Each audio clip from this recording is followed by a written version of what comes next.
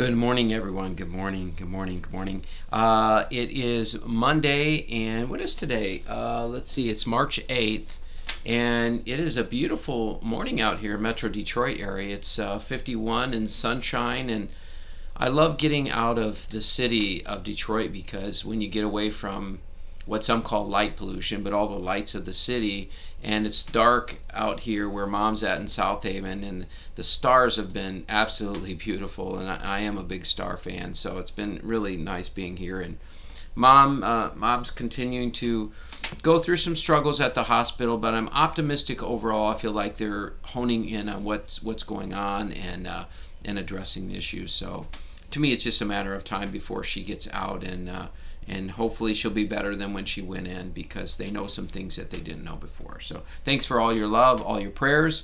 Let's see. It's 10:01 now. Let's give it another minute, and we'll start meditation. Okay. All right. Thanks so much. Thank you.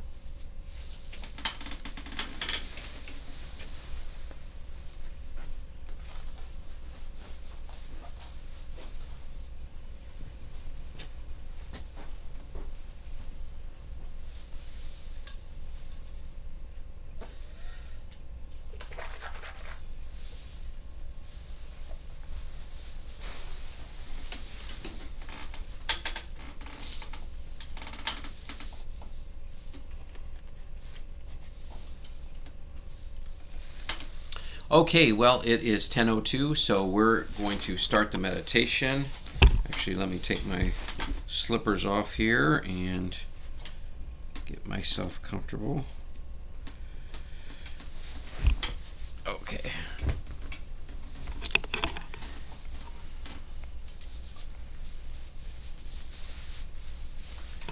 All right.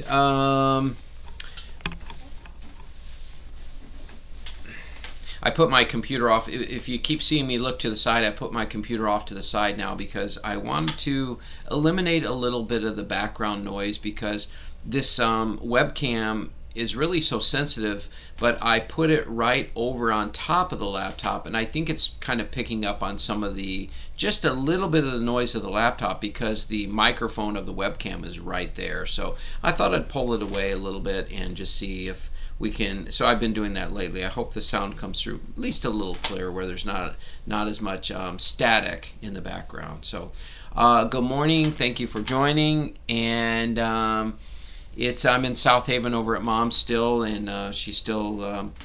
We're working on cleaning up the pneumonia. They caught it at the beginning stages, so hopefully we'll get through that, and then we can address the congestive heart failure. And when we get that, we'll take care of the sleep apnea, one thing at a time. But I'm not saying that as negative. I actually think that knowing these things, we can address them and help her out. So it's all good. Everything is in divine order. I'm grateful, and I'm grateful to have you here meditating with me. Let's meditate.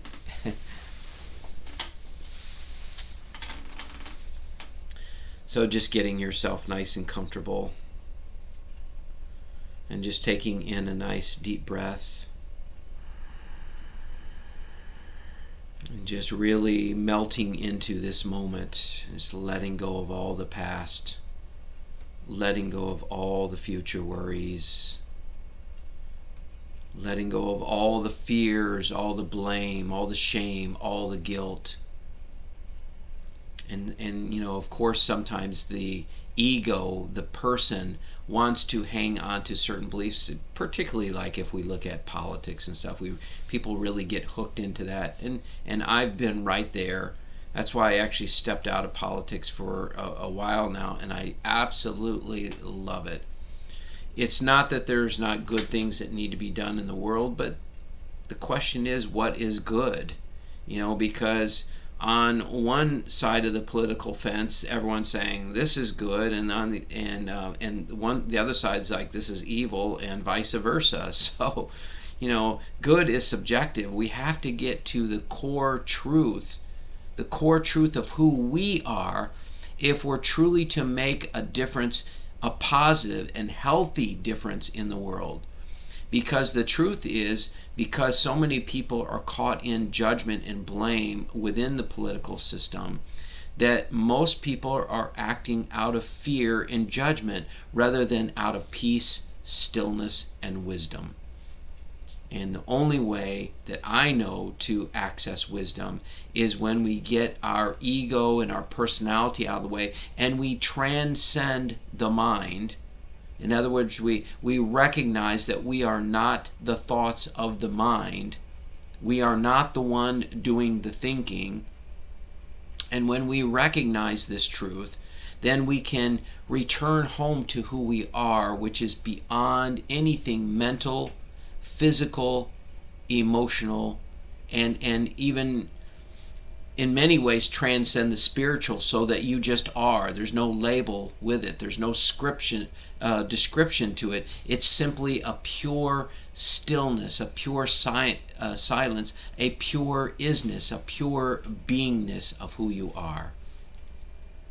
And what is that pure beingness? That pure beingness is simply the watcher, being the watcher of life, being the witness of life, simply observing everything going on without any desire or attachment or need for any of it to be any different than what it is. Because you recognize that everything that life and God are presenting is exactly what is needed to help awaken you and to awaken the world and humanity to the truth of who it is. The fight and the struggle are simply us being in our person, being in those beliefs that we've accumulated over the years to say what is right and wrong, and consequently life comes along and brings an experience that we fight against because we say there is no way this is right. Why is this happening? And that is the struggle. That is the struggle of life. You know, I think one of the reasons I'm so grateful these days is because I'm really having so much trust and faith that literally everything God is bringing is exactly what that I need to experience and exactly what everyone needs to experience. Even with my mom being in the hospital and going through, a lot of challenges, what a beautiful teaching it has been for me. And originally, when I was helping her out, and I stayed with her for about a month from Thanksgiving to Christmas, and as I was helping her out, she was in a tremendous amount of pain. She had pulled her groin muscle, and her body was already so sensitive of pain. And my mom is not a weak person. She's not a wimp by any stretch. But every time I moved her to even lift her feet up on the couch where she was laying, because she couldn't walk down the stairs to her bedroom, every time I lifted her, she moaned in pain. And it was so painful for me to watch that, to listen to that. And quite oftentimes I would lift her up on the couch and I would walk away and I would just cry. I would just cry because it hurt me so much to see her in this pain. And then I had this awareness. What does God do? What does God do when God is a witness to all the pain in this world and in the universe? God is not judging any of it. I'm speaking from the truth of who I am. From the truth of who I am that is aligned with God, and the same thing with you, that there is this place that we can simply be a witness to someone's pain, not needing to fix it, not needing to change it, and not needing to be pulled into the drama of it. That we can just sit and watch and see the perfection of it, and even experience the gratitude in that. And I know that sounds a little crazy, but it only sounds crazy to the mind and the person. It doesn't sound crazy to the truth of who you are, because the truth of who you are is pure love, peace, and joy. and doesn't need anything to be any different than what it is. And you can simply be a witness to the pain, and you don't have to be pulled into the person and to the emotional and mental drama of the experience. So I realized that it was important for me to not be pulled into my own pain by watching my mom's pain, and that it was up to me to be a witness to her pain, and when I had my own pain come up, be a witness to that. And as this pain moved through, I came to a place of deeper peace with her pain, to see that this is exactly what she needs to help to let go of certain things that she's holding on to. And I see her struggle.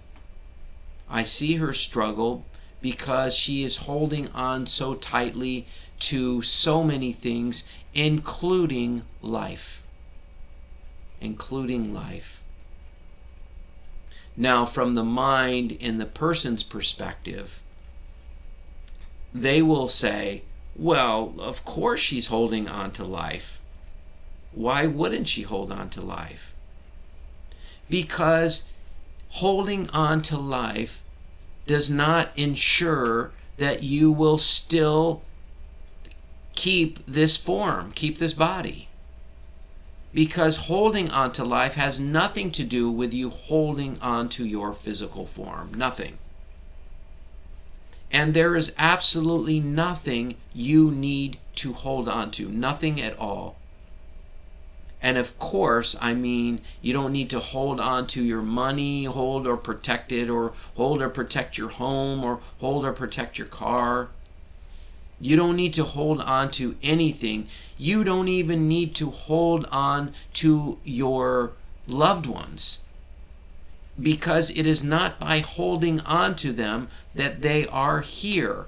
They're here because you have something to learn from them. They have something to learn from you. You are called to be together because God is supporting you on awakening you to who you are. And that means having certain friends and certain family around you to have that experience.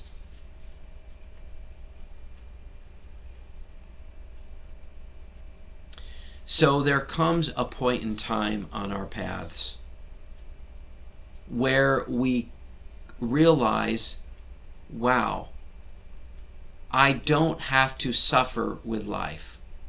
What? I don't have to suffer with life. No, you don't have to suffer with life. You know, to be honest with you, I have played the victim role most of my life. And if any of you recall the book, and there was a movie later on called The Celestine Prophecy by James Redfield, and he talked about the 4 things that people do to grab energy from others. And one of them was being a victim. Unfortunately, I don't remember the label of the other 3. I just kind of remember and notice how certain people sometimes play certain roles so that they can. There's the interrogator, that was another one. But it's always of people gaining energy from an external point of view, looking to gain energy outside of themselves.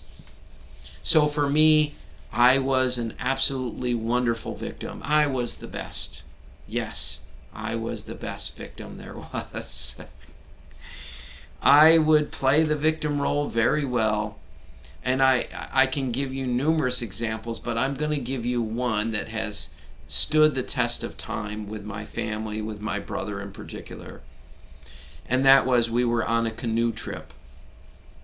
And you know, sometimes there would be little holes in the canoe, or you might catch a rock, it might put a little hole in there. Not much, but just a little bit, where you would get some water in the canoe, as well as when you move the paddle back and forth, the water drips in the canoe, so you naturally have a little bit of water in there.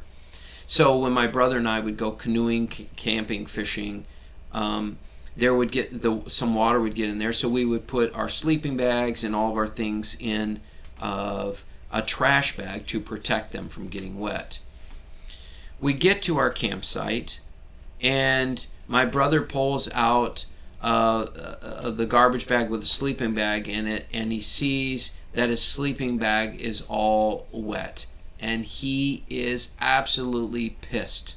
He's so angry because now he's going to have to sleep in this wet sleeping bag. And meanwhile, I pull a sleeping bag out, which, by the way, we had the exact same sleeping bags out, and him and I both realized that his was the dry sleeping bag, and he broke out in hilarious laughter because he saw that it wasn't his and it was mine. And we laugh about it now, but I was so angry with him that he could be so angry that it was him, but now find it so humorous that it was me. But such was my life so often, where a lot of bad things happened to me because, after all, I was a victim.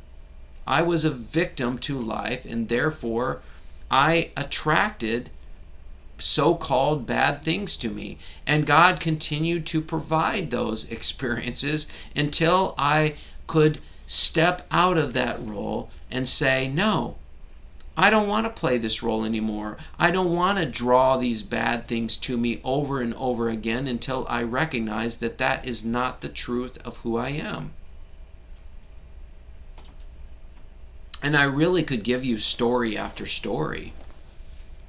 And some of us, I think we probably all know somebody that is a victim to life and simply draws all these experiences to them.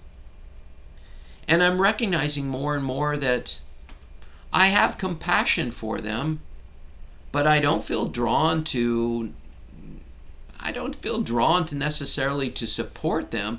To support them in stepping out of the victimhood, yes. To support them, and I'm having that experience going on right now, and I'm not going to say what that is, but I just noticed that, no, I'm clear that I don't want to support this person because I'm clear that this person is drawing in and attracting this experience, and until they choose otherwise, they will continue to do so.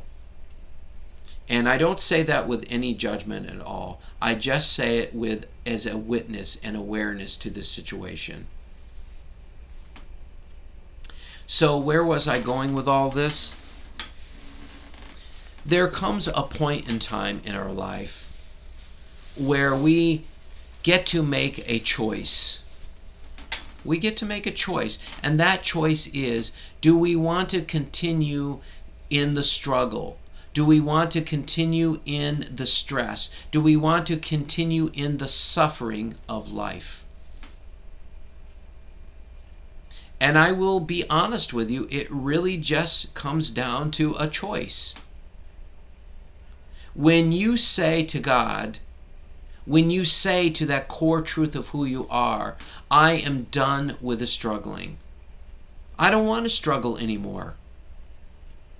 I don't want to struggle anymore. I want to experience the freedom, the truth, and the beauty of who I am.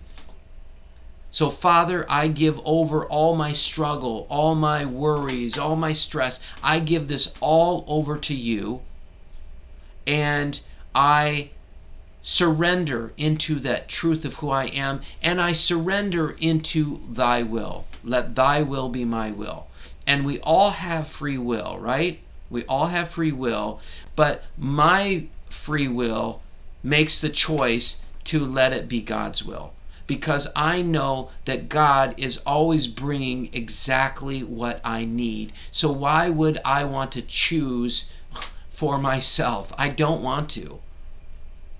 Now, with that said, as you transcend the mind, you will recognize that your choices come from the truth, that those choices are in alignment with God, and that you can make choices because there is something that is the divine wisdom that's flowing through, and you're choosing from that place.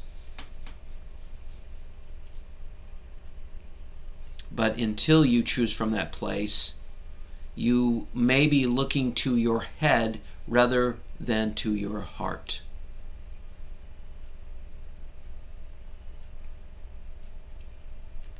So there it is. There's the choice. It really is, in many ways, as simple as that. Now, I say that it's as simple as that.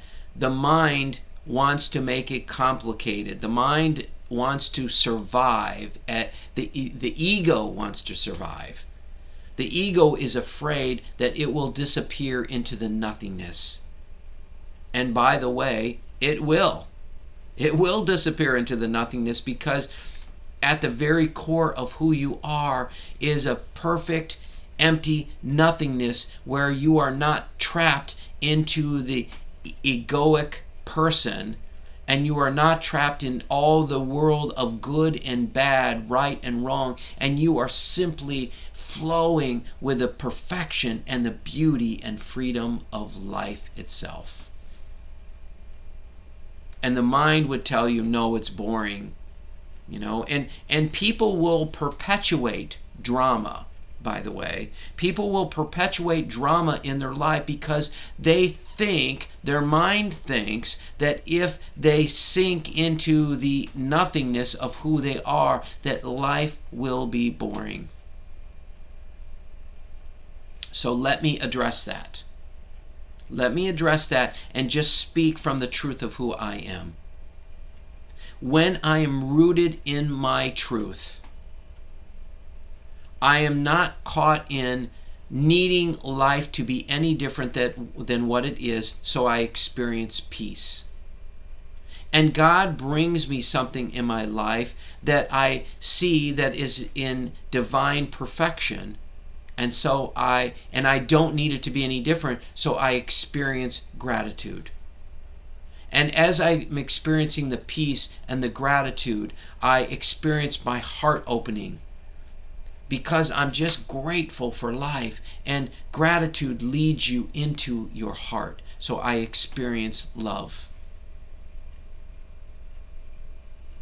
And in that peace, in that gratitude, in that love, I experience the joy of life.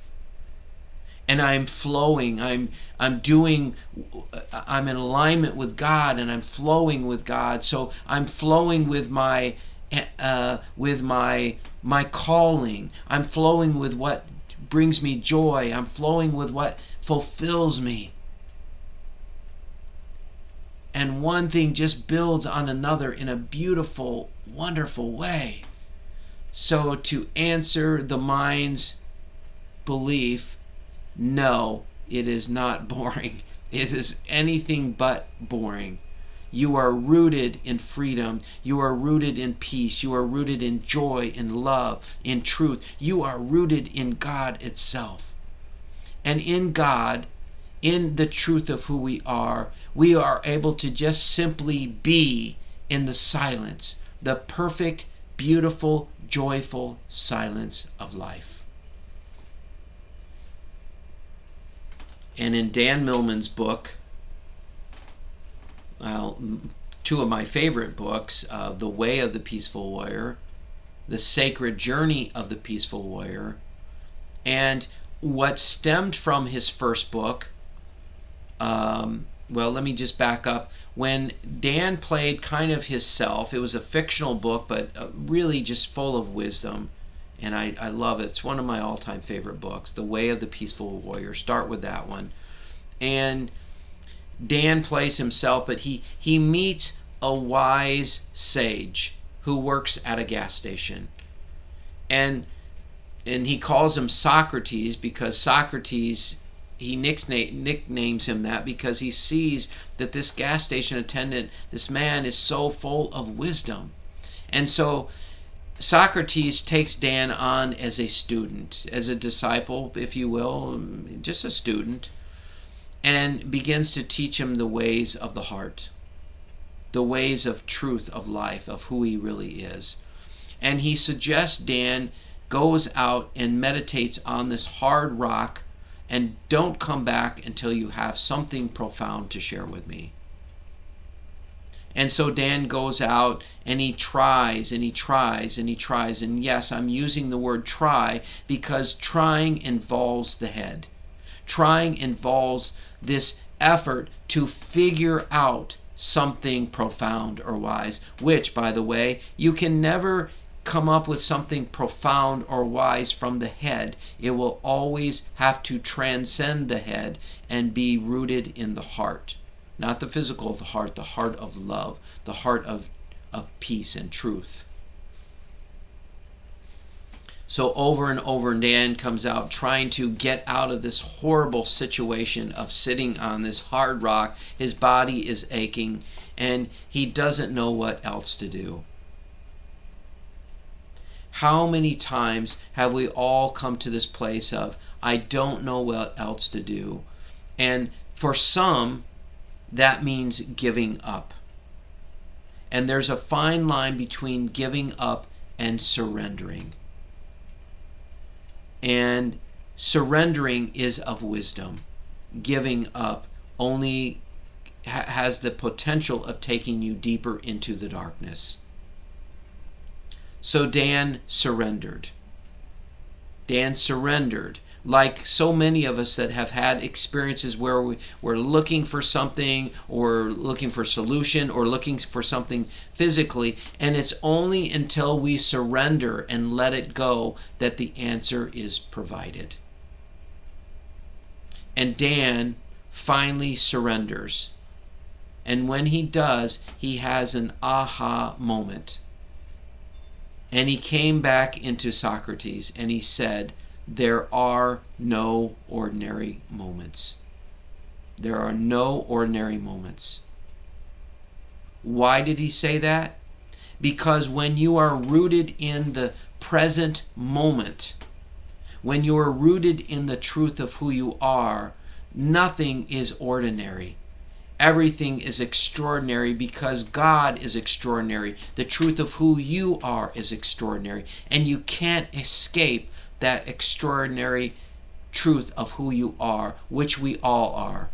Not one more extraordinary than another, but we are all extraordinary.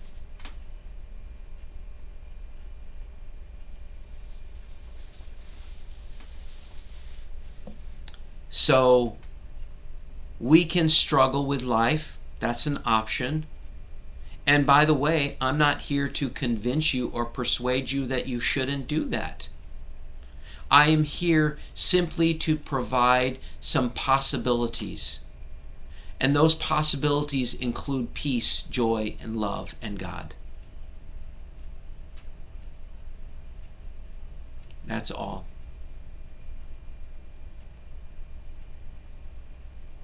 So right now, as I quite often do, and most of the time do, I invite you to just let go of all the stories, ideas, beliefs, self-images of who you think you are.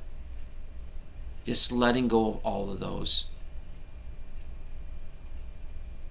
All those things that say, I am this, I am that, I am arrogant, I am wise. Doesn't matter whether your mind judges it as good or bad. I'm inviting you to let go of every single story of who you think you are. And then see what remains. Because the only thing that you can't get rid of is the truth of who you are. That will be the one thing that remains. And that will remain in the empty, formless, non-physical, non-shape truth of who you are. That is simply a witness to all of life. A witness to the thoughts, the feelings, the senses, the form, the shape, the physical, all the external world, including your body. Yes, I'm including your body as part of the external world. I'm including your mind as part of the external world.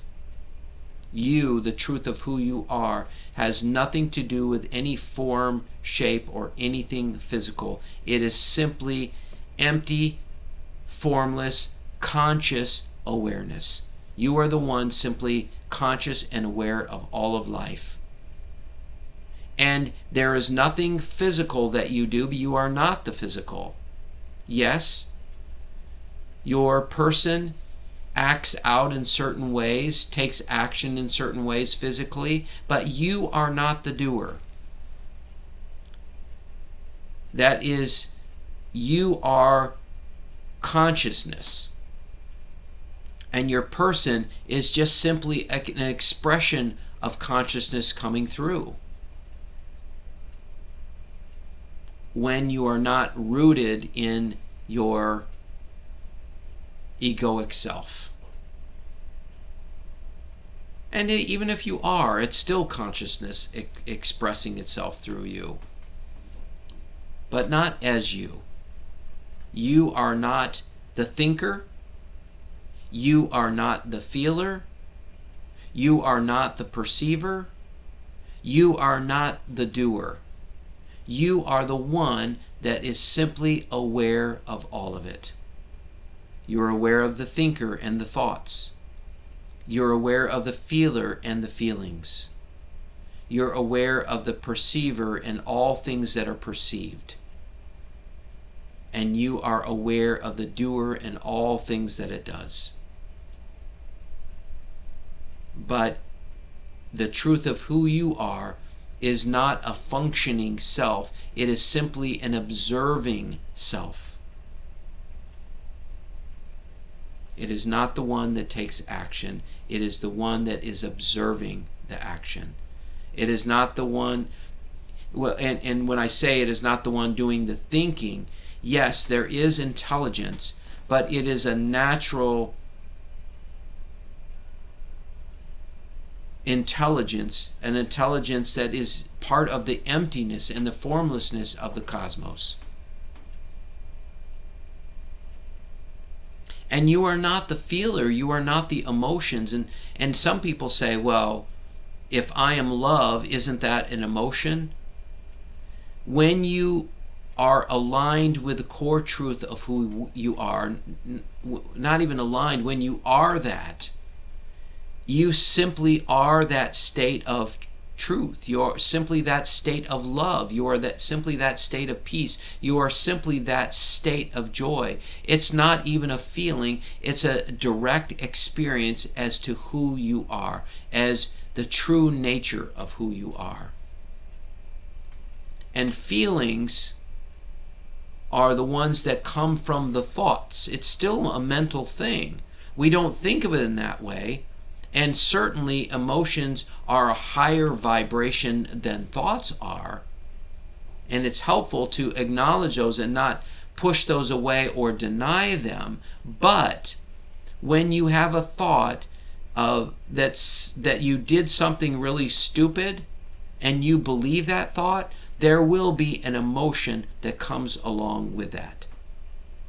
So what would happen if you didn't believe that thought?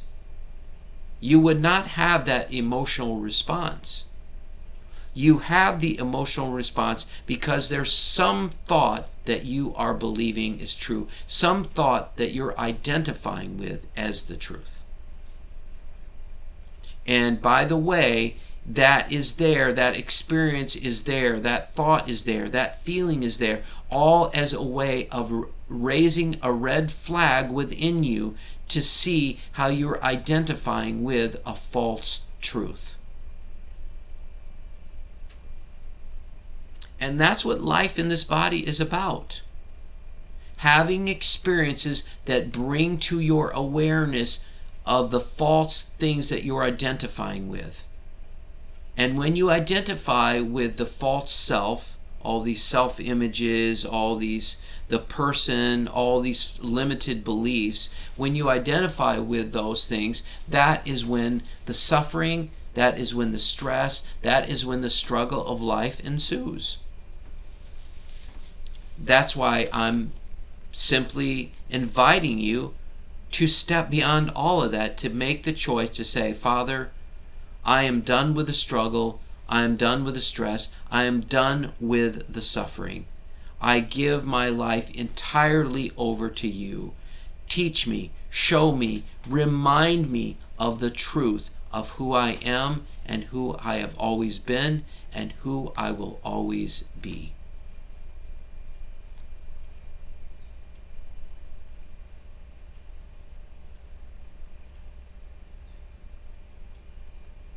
I once again am just having this experience of how grateful I feel to be a part of this. I feel myself expressing gratitude more and more every day. And Laura's been doing a lot of meditating as well. And we go for a walk in the morning, or whenever we go for a walk, and I'm like, oh my God, I'm just so grateful. It's such a beautiful day. I'm so grateful for nature. Thank you, sweetie. I'm so grateful for you. And just, you can't help but to be grateful because it's the natural truth of who we are. And it's that part of us that is simply flowing with life rather than fighting it. And it just keeps getting easier and easier all the time. Because you fully realize you are not the thinker, you are not the feeler, you are not the perceiver, and you are not the doer.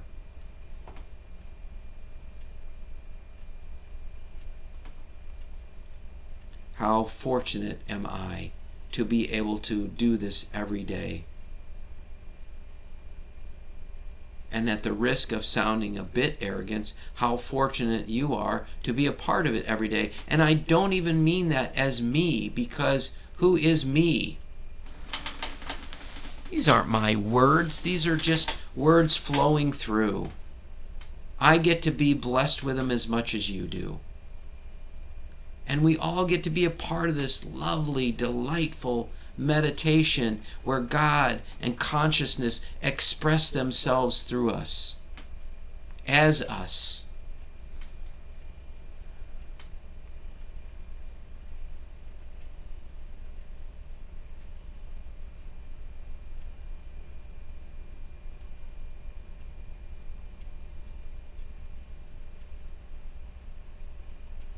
So let's just come back to the present moment,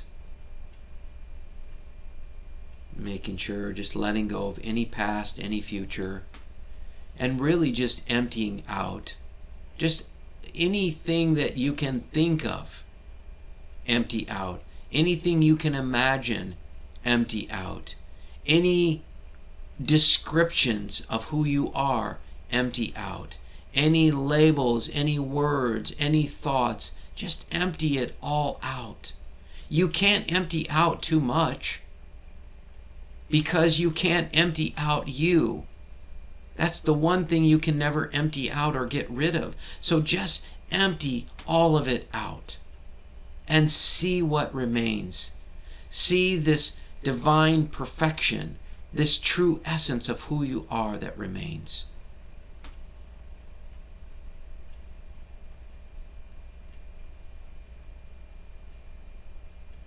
And the mind may get busy. Let's not even engage the mind. There's no reason to engage the mind. Just allow your mind to be silent. Just set your mind to the side. Give it over to God. You are not the thinker anyhow. Your intelligence comes beyond the body, beyond the mind, and is a natural intelligence and natural wisdom of who you are and who God is.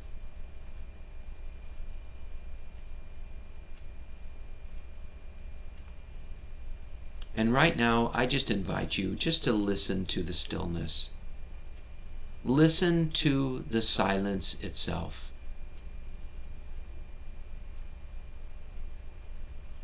Just listen to the silence.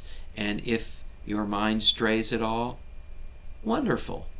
Just notice it and come back to being aware of the silence, being aware of the stillness.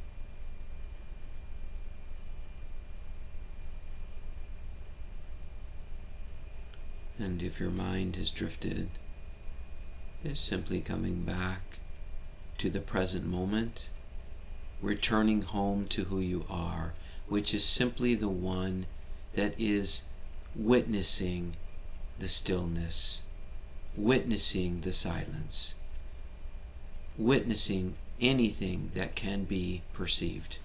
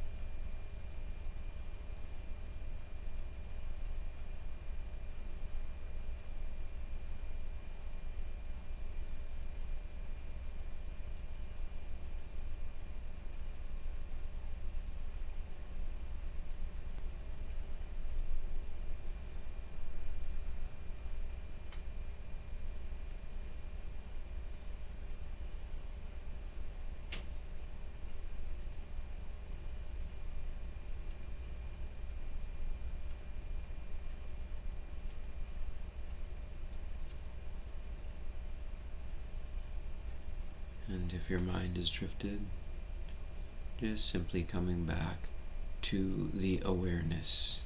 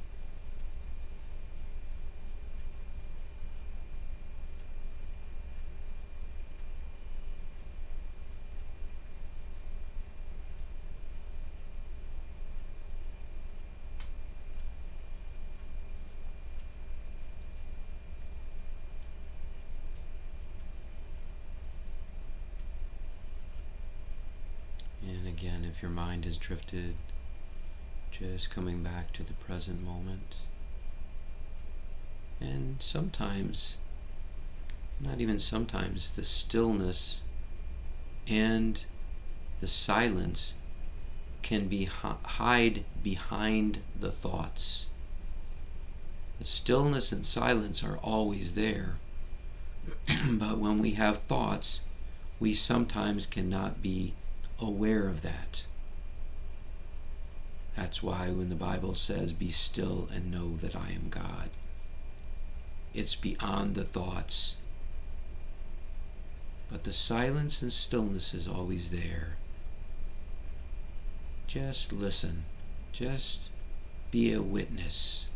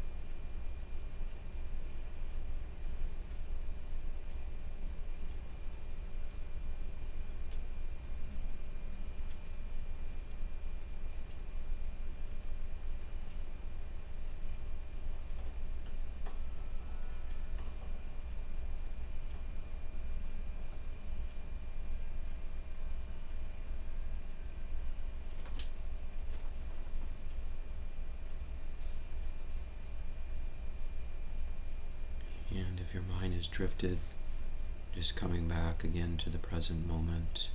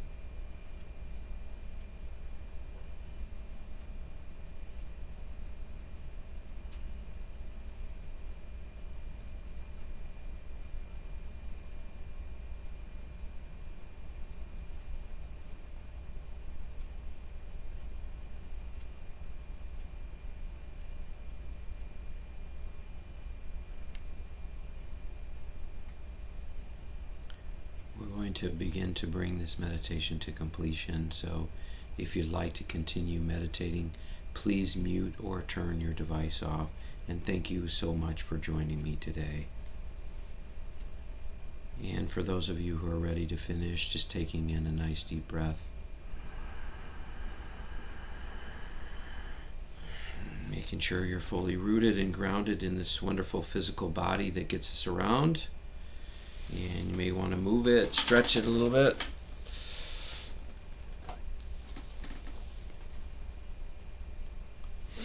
And taking your time, and whenever you're ready, opening your eyes. And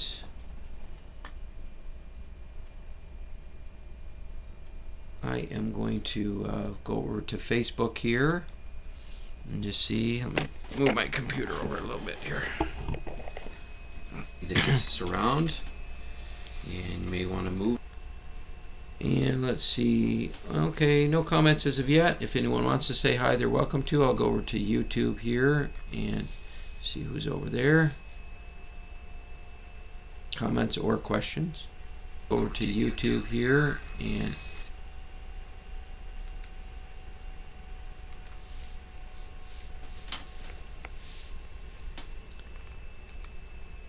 Michelle, happy Monday. Brett, have a present day. Okay. That's a good idea. Have a present day. Have a very present day. How about that? Thank you, Michelle. Have a beautiful day, my friend. And let's see. I'm going to swing back over here to YouTube and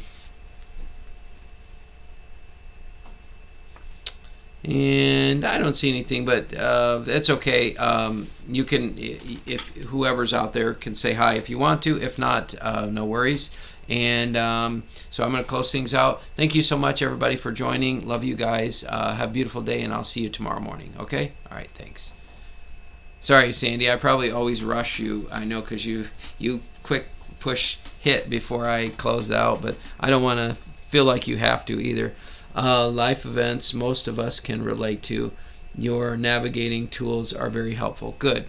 Thank you. So, all right, my friends, have a beautiful day, and I will talk to you soon. All right, bye-bye.